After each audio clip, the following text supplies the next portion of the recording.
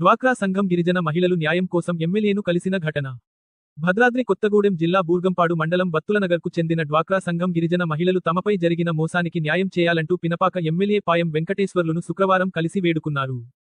ఈ సందర్భంగా మహిళలు మాట్లాడుతూ, తాము చెల్లించిన డబ్బులను ఐకెప్పిలో పనిచేసే ఒక అధికారి మోసపూరితంగా తీసుకుని డ్వాక్రా గ్రూపు పేరిట ఖాతాల్లో మళ్లించాడని ఆరోపించారు. ఇప్పటికీ వారు తీసుకోలేని 8 లక్షల రూపాయల రుణానికి సంబంధించి బ్యాంకుల నుంచి నోటీసులు వస్తున్నాయని తెలిపారు.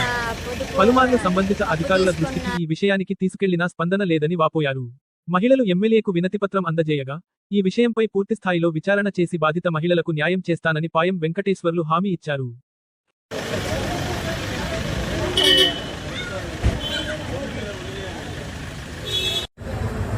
మాది విలేజ్ బత్తులనగర్ గ్రామం అండి.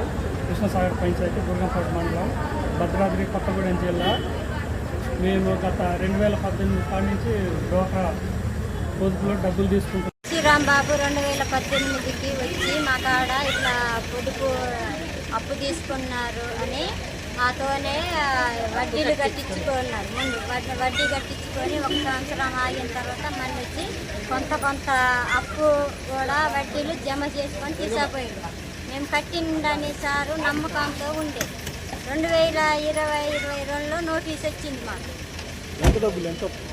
అప్పు మొత్తం మా మీద వచ్చి 8 లక్షల పైన చిల్లర వచ్చిందని సారే చెప్పింది. అయితే ఇక మనిషికి 18,000 20,000 అట్లా ఇచ్చి రాంబాబు సార్కి ఇచ్చినాము. ఇస్తే ఇక కట్టిండ్లే అని మేము కూడా నమ్మకంతోనే ఉండే. నమ్మకంతో ఉంటే ఇట్లా వచ్చి ఇక సార్ ఇక